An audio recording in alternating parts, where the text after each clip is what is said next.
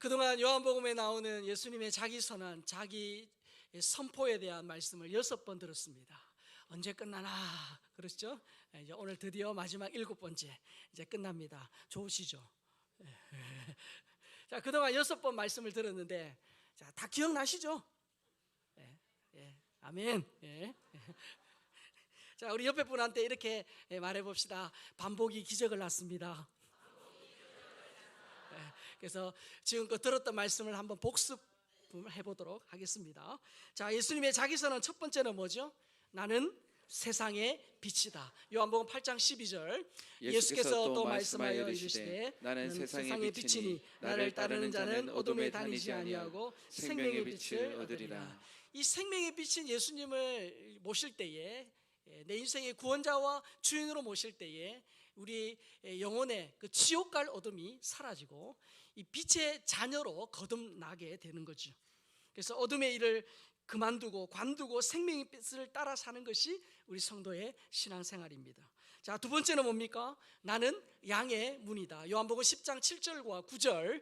그러므로 예수께서 다시 이르시되 내가 진실로 너희에게 말하노니 나는 양의 문이라. 내가 문이니 누구든지 나로 말미암아 들어가면 구원을 받고 또는 들어가며 나오며 꼴을 얻으리라.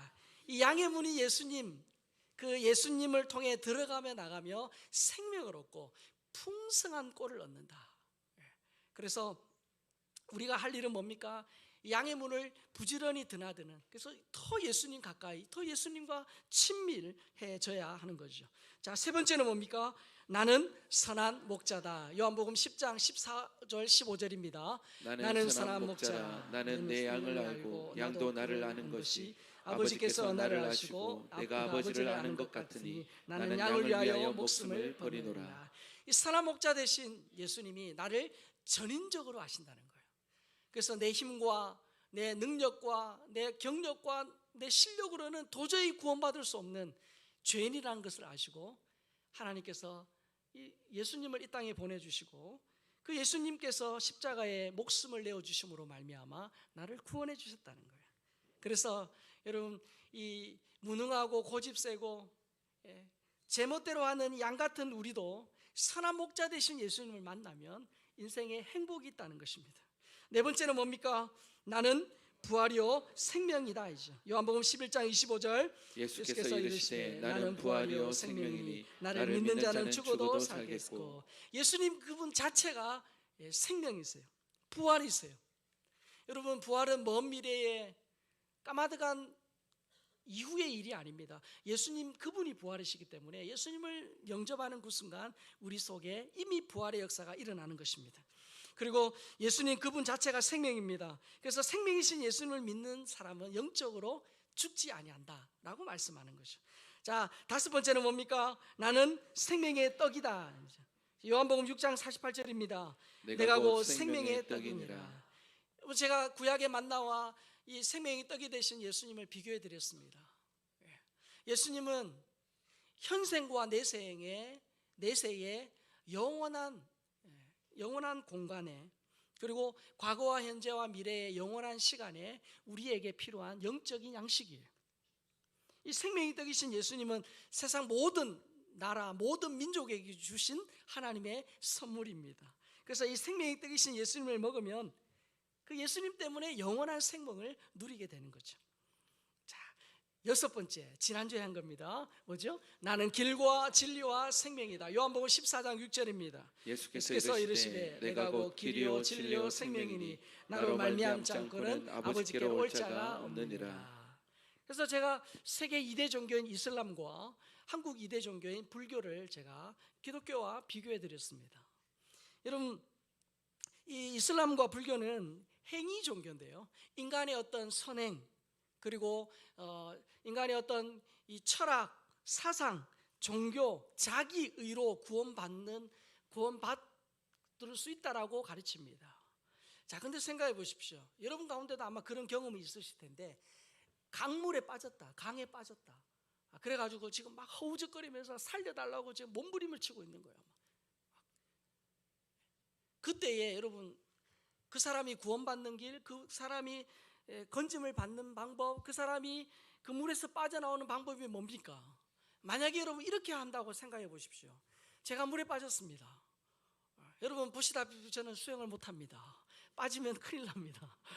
제가 지금 물에 빠져가지고 막 허우적대는데 제가 살기 위해서 제 머리를 채를 잡고 제가 막 당기는 거예요. 지금 막 이렇게. 여러분 살 수 있겠어요? 없겠어요? 없습니다. 자기가 지금 물에 빠져가지고 막 지금 기진맥진한 상태에서 자기가 자기 머리채를 끌고 막 위로 아무리 잡아당겨도 물에서 빠져나올 수 없어요. 여러분 자기 선행, 자기 노력, 자기 의, 철학과 사상으로 구원받으려고 스스로 구원받으려고 하는 사람은 자기 지금 머리채를 붙들고 잡아당기는 거와 다르지 않다는 거예요. 여러분 여기서 이렇게 했을 때 사는 방법 뭡니까? 누군가가 와서 수영 잘하는 건장한 몸짱이 와서 어떻게 해요? 나 뒷덜미를 잡든지 내 머리채를 잡든지 잡고 어떻게 해요? 밖으로 끌고 나와야 되는 거예요. 맞습니까? 예. 여러분 그래서 하나님이 예수님을 이 땅에 보내주신 거예요. 자기 실력, 능력, 경력 그것으로 구원받을 수 없기 때문에 하나님 대신 그분이 이 땅에 오신 거예요. 그분이 오셔서 십자가를 지시고 나를 어떻게 해요? 지금 지옥으로 빠져가는 나를 어떻게 해요? 내 머리채를 잡고 끄집어 올려주신 거예요. 그게 성탄이고 우리가 그 예수님을 우리가 찬양하는 거잖아요. 그래서 예수님만이 하나님께로 가는 유일한 길인 줄 믿습니다. 예수님만이 완전한 진리, 영원한 진리, 오직 한 진리인 줄 믿습니다. 예수님이 영원한 생명인 줄 믿습니다. 그게 우리의 신앙이라는 거예요. 그래서 예수님의 자기 선언은 예수님이 곧 하나님이시라는 이 예수님의 신성을 보여줍니다. 또한 예수님의 자기 선언은 예수님의 인격과 사역을 잘 우리에게 보여줍니다. 예수님이 어떤 분이신지, 예수님이 어떤 일을 하셨는지를 보여주기 때문에 굉장히 중요한 그런 말씀이죠. 자, 오늘은 예수님의 이 자기 선언 마지막 7번째입니다. 자, 본문 1절을 다시 보겠습니다. 시작. 나는 참 포도나무요 내 아버지는 농부라. 예수님 스스로 선포하십니다. 나는 참 포도나무다. 여러분 이스라엘에서 이 포도나무는 신학적으로 중요한 의미가 있어요. 자, 시편 80편 8절 볼까요? 주께서 한 포도나무를 애굽에서 가져다가 민족들을 쫓아내시고 그것을 심으셨나이다. 여러분 신학적으로 볼 때 이스라엘 백성들은 애굽에서 가져다가 심었다. 이게 무슨 말입니까? 애굽의 종노릇하던 그들을 해방시키셔서 가나안 땅으로 인도하셨죠. 그래서 이 말씀은 바로 이 포도나무가 이스라엘이다라고 말하는 겁니다. 이사야 성경에서도 이스라엘 백성들을 의와 정의의 열매를 맺어야 될 극상품 포도나무다라고 표현합니다. 이사야 5장 2절입니다. 땅을 파서 돌을 제하고 극상품 포도나무를 심었더라. 그 중에 망대를 세우고 또 그 안에 술틀을 팠도다. 좋은 포도에 맺기를 바랐더니 들포도를 맺었도다. 하나님이 땅을 일구어요. 거기 있는 돌을 다 걷어냅니다. 그리고 최고의 상품, 극상품의 포도를 심습니다. 그리고 망대를 만들어요. 그리고 그 좋은 포도가 열리면 그 포도를 짤 수 있는 짜는 곳도 만듭니다. 그러니까 하나님은 좋은 포도가 열리기를 기대했지만 불의, 탐욕, 거짓, 우상숭배라는 그런 먹지 못할 들포도만 맺혔다라고 말합니다. 그래서 이스라엘은 포도나무로서의 사명에 실패한 거예요. 그러면서도 그들은 나는 하나님의 택함받은 백성이야, 나는 하나님이 선택한 포도나무야 그러면서 자랑하는 거예요. 무슨 말입니까? 이스라엘은 의무, 하나님의 포도나무의 그 의무는 소홀히 한 채 특권, 권리만 주장한 실패한 포도나무라는 거예요. 그런데 예수님이 스스로 말씀합니다. 나는 참 포도나무다. 이제 실패한 포도나무를 대신할 분이 누구시라고요? 예수님이라는 거예요. 이스라엘이 더는 포도나무가 아니라 예수님이 포도나무다. 그것도 참 포도나무다라고 말씀하시는 겁니다. 여러분 예수님이 참 포도나무다라는 이 뜻은 이런 의미가 있는 거야. 구약에서 열매 맺는 것에 실패한 그런 이스라엘이 아니라 이제 참 열매, 정말 좋은 열매를 맺는 그런 예수님이 이 땅에 오셨다라는 것입니다. 그래서 예수님은 반드시 좋은 열매를 맺는 분이라는 의미예요. 자, 예수님은 참 포도나무고 우리 믿는 우리 제자들 성도들은 뭡니까? 5절 말씀에 보니까 나는 포도나무요 너희는 가지라. 그가 내 안에 내가 그 안에 거하면 사람이 열매를 많이 맺지 않나니 나를 떠나서는 너희가 아무것도 할 수 없습니다. 예수님은 그 포도나무의 원줄기시고 우리는 가지라는 거예요. 이 농부이신 하나님이 가지인 우리에게 직접 열매를 맺으라고 말씀하지 않으세요. 뭐라고 하십니까? 그저 그 참포도나무에 붙어 있으면 된다. 왜? 참포도나무이신 예수님에게 붙어 있으면 그 참포도나무의 진액을 받아서 자동으로 열매를 맺기 때문이에요. 여러분, 이 위에서 예수님에게 붙어 있다는 말의 의미가 뭡니까? 4절에 해답이 나와요. 시작. 내 안에 거하라 나도 너희 안에 거하리라. 가지가 포도나무에 붙어 있지 아니하면 스스로 열매를 맺을 수 없음같이 너희도 내 안에 있지 아니하면 그러하리라. 예수님에게 붙어 있다라는 말의 의미는 예수님 안에 거한다는 뜻입니다. 예수님 안에 있는 거예요. 예수님 안에 머물러 있다는 거죠. 참포도나무로 오신 예수님은 하나님이 원하시는 좋은 열매를 맺으셨어요. 그래서 이 가진 우리에게도 이 열매 맺는 삶을 살라고 도전을 하십니다. 자, 그런데 오늘 본문 2절에 보니까 두 종류의 가지가 나오죠. 겉으로 보기에는 똑같아 보입니다. 그러나 결과는 완전히 다르죠. 본문 2절 있습니다.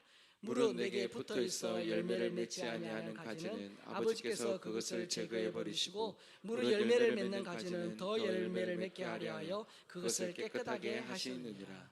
뭡니까? 겉으로 보기에는 다 붙어 있는 것 같아요.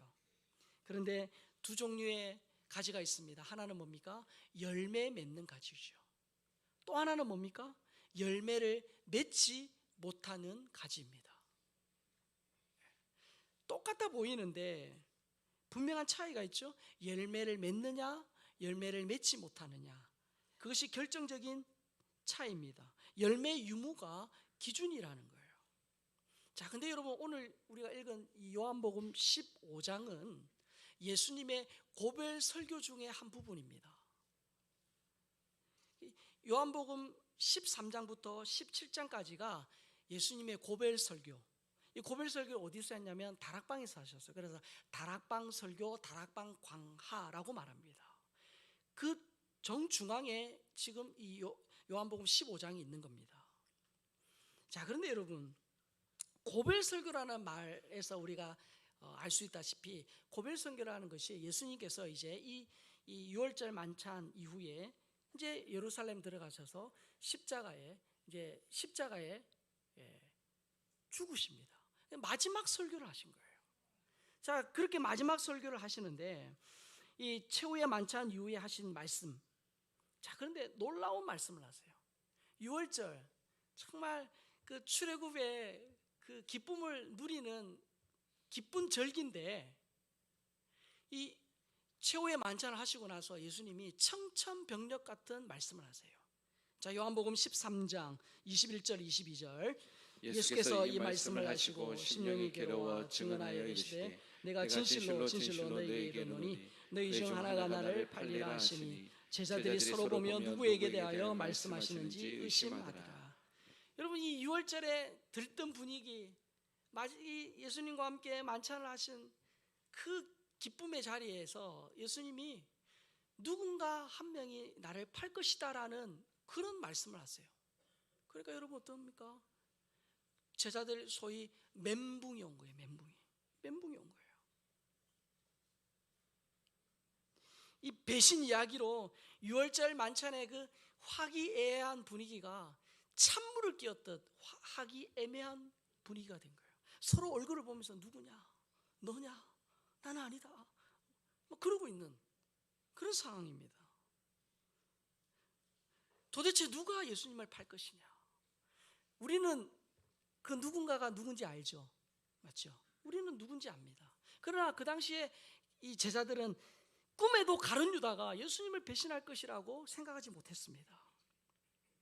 왠지 아십니까? 가룟 유다가 제자들 가운데 재정을 책임지는 돈꾀를 맡고 있는 그 제자들 가운데 인정받은 제자예요. 돈을 아무나 맡기지 않잖아요.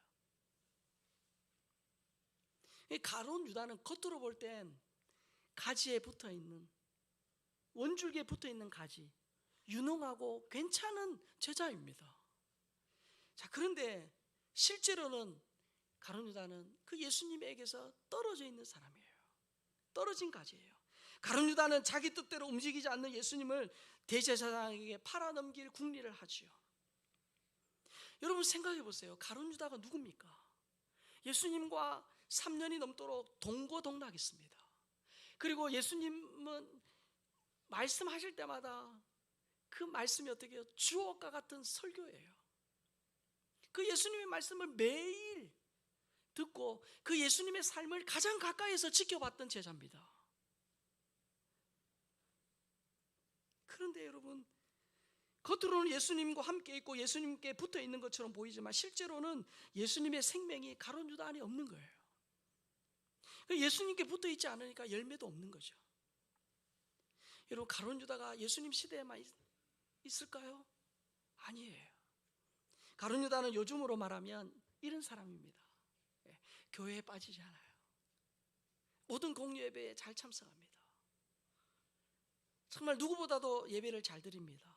교회 봉사도 열심히 합니다. 헌금 생활도 잘합니다. 교회를 열심히 하기 때문에 목회자나 여러 다른 성도들에게서 인정받는 그런 모범 교인이에요. 예수님께 붙어 있는 것처럼 보이지만 실제로는 예수님과 상관없는 종교인이 있을 수 있다는 거예요. 여러분, 예수님이 알곡과 가라지 비유를 하십니다. 저는 정말 모든 목회자가 마찬가지일 겁니다. 모든 성도들이 알곡되어서 정말 하나님을 기쁘시게 하는 그런 성도가 되기를 바라지만 예수님의 비유에서처럼 알곡과 가라지가 공존한다는 거예요.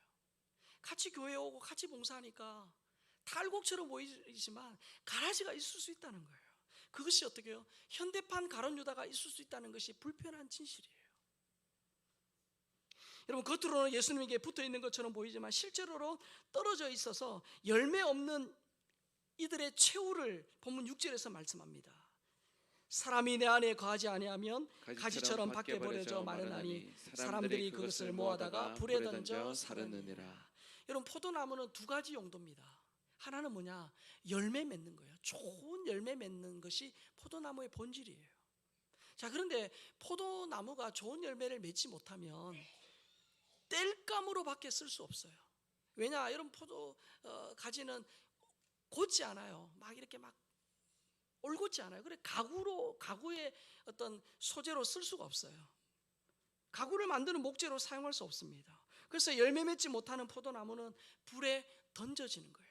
좋은 열매를 맺든지 아니면 불에 던져지는 거예요. 둘 중에 하나예요. 포도나무 주인은 애지중지 키운 이 포도나무가 불에 던져져서 땔감으로 되는 것을 원하겠습니까? 원치 않는다. 좋은 포도 열매 맺기를 원하죠. 하나님도 그러셔요. 그래서 여러분, 좋은 열매 맺기를 원한다면 오늘 본문 7절의 말씀을 우리가 주목해야 돼요. 7절 말씀 크게 읽겠습니다. 시작. 너희가 내 안에 거하고 내 말이 너희 안에 거하면 무엇이든지 원하는 대로 구하라. 그리하면 이루리라. 자, 예수님께 붙어 있다는 것은요, 예수님 안에 있다는 얘기입니다. 동일한 말입니다. 그리고 예수님 안에 있다는 말은 무슨 뜻입니까? 내 말이 너희 안에, 그 예수님의 말씀이 우리 안에 있다는 거예요. 좀 더 다르게 표현하면 예수님의 말씀을 알고 그냥 지적으로 아는 것으로 끝나는 거 아닙니다. 알고, 이 말씀이 진리야 확신한 가운데 순종해서 삶에서 열매 맺는 걸 말하는 거예요. 예수님의 말씀을 머리로 알고요, 가슴으로 확신하고 손과 발로 살아낼 때 열매 맺는다는 거예요. 전인적인 알을 의미합니다. 그냥 단순히 오랜 시간 교회 다녀서 지적으로 아는 것, 그것을 말하지 않습니다. 체험적으로, 인격적으로, 전인적으로 아는 걸 말하죠. 그렇게 하는 것이 어떻게 해요? 하나님께 영광이 되고 진정한 예수의 제자가 된다라고 말합니다. 본문 8절입니다. 너희가 열매를 많이 맺으면 내 아버지께서 영광을 받으실 것이요 너희는 내 제자가 되리라. 그렇게 열매를, 예수님을 우리가 지적으로 알고 그리고 우리의 정적으로 확신하며 삶의 현장에서 손과 발로 그 말씀이 실제가 될 때 어떻게 해요? 열매 맺는 삶, 그런 열매 맺는 삶이 아버지께 영광이 된다. 하나님이 영광을 받으신다는 거예요. 그리고 너희는 내 제자가 되리라. 여러분, 제자 훈련에서 제자가 되는 게 아니에요. 제자 훈련은 제자로 살아가는 데 있어서 하나의 가이드이지, 제자 훈련 코스를 이수했다고 저절로 제자가 되는 게 아닙니다. 어떻게 해요?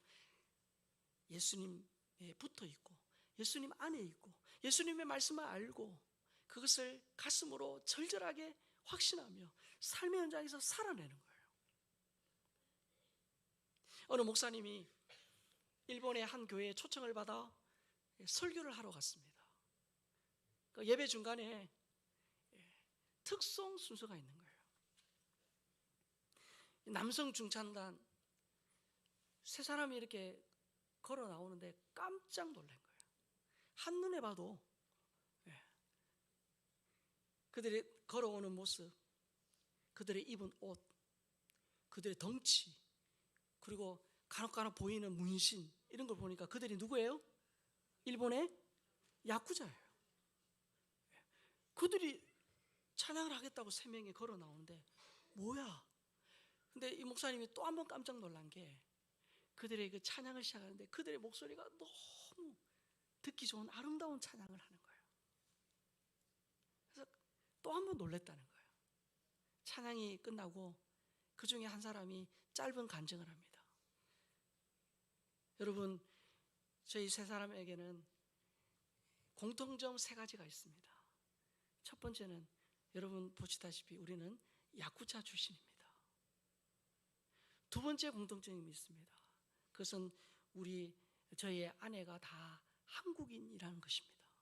그리고 아내가 모두 다 정말 예수님을 신실하게 믿고 정말 기도하고 금식해서 이 아내들 때문에 우리가 예수 믿게 되었습니다. 그리고 마지막 세 번째는 뭘까요? 그들이 왼손을 다 이렇게 펼쳐 보이는데, 저는 있습니다만은 그들은 다 새끼손가락이 없는 거예요. 이렇게 새끼손가락이 없는 거예요.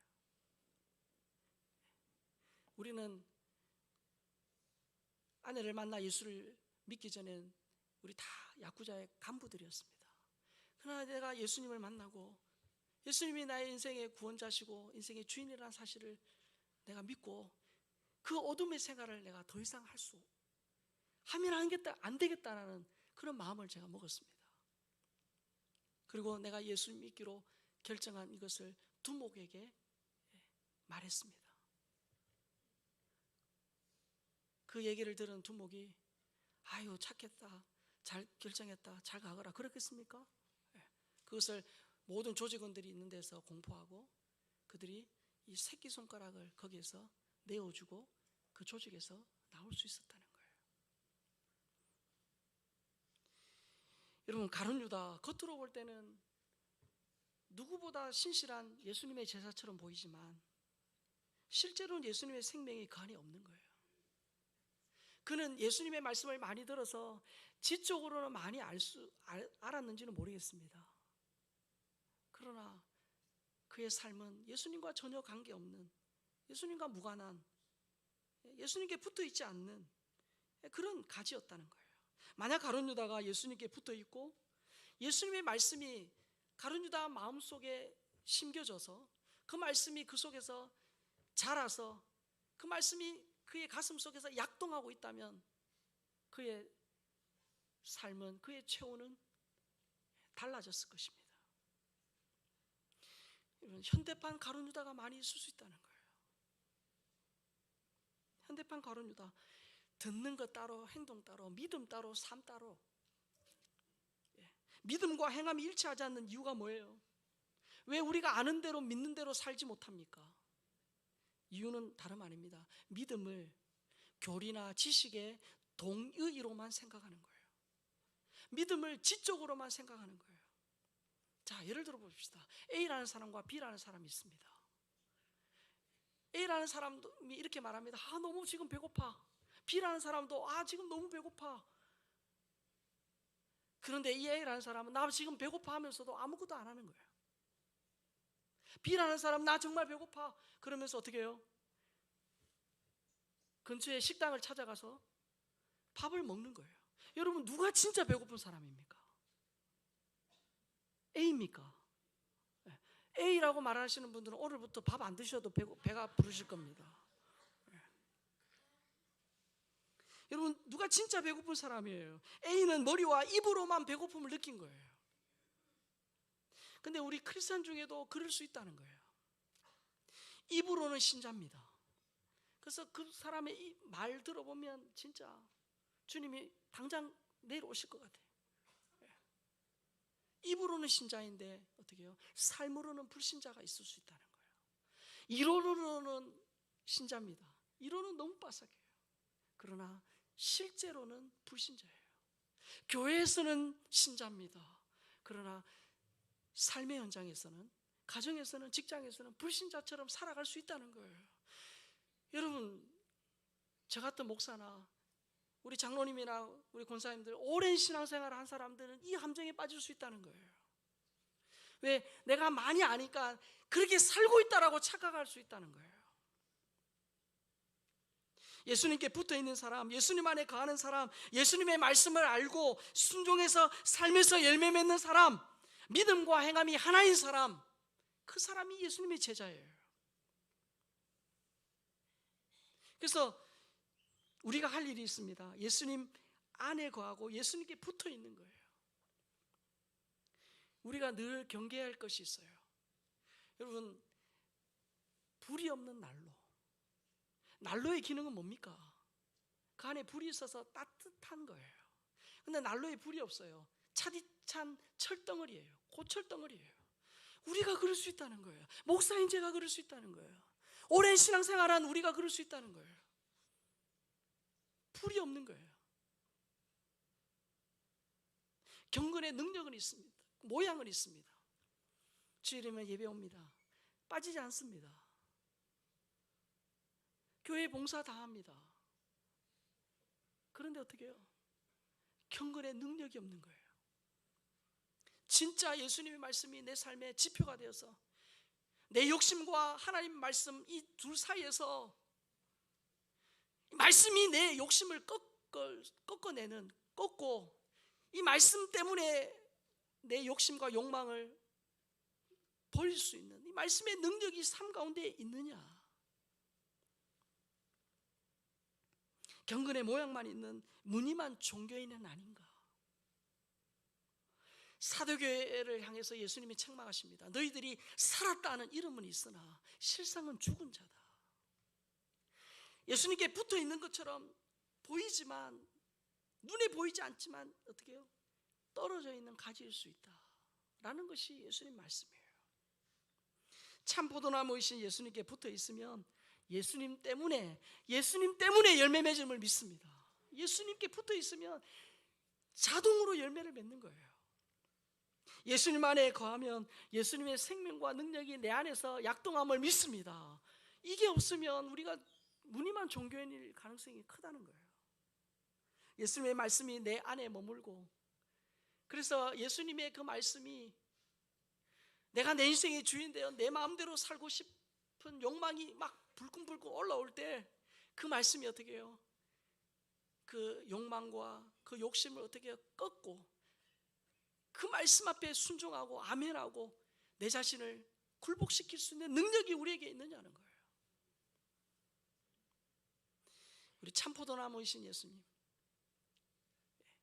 그 예수님께 내가 진짜 그 예수님 안에 있느냐, 그리고 예수님의 말씀이 내 안에 있느냐, 그래서 정말 내가 삶의 열매로 하나님께 영광을 돌리는 제자인가, 우리가 한번 다 물어봐야 돼요. 목사인 저부터 시작해서 모두가 다 그 말씀 앞에 자신을 세워봐야 합니다.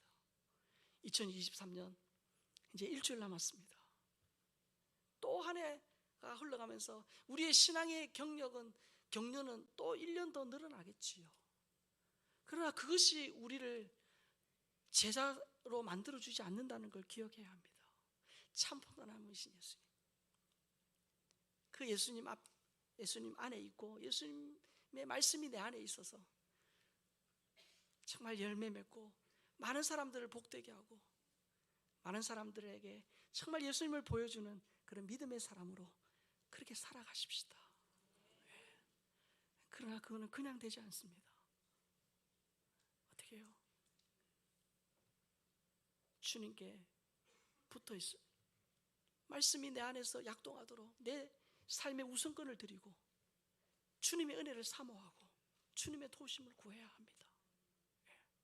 그래서 참 포도나무 대신 예수님께 붙어서 그 안에 거함으로 풍성한 열매 맺는, 그래서 그 열매로 말미암아 우리의 가족과 자녀들과 우리 이웃이 행복해지는 우리 모든 성도들 또 우리 교회가 될 수 있기를 주의 이름으로 축복합니다.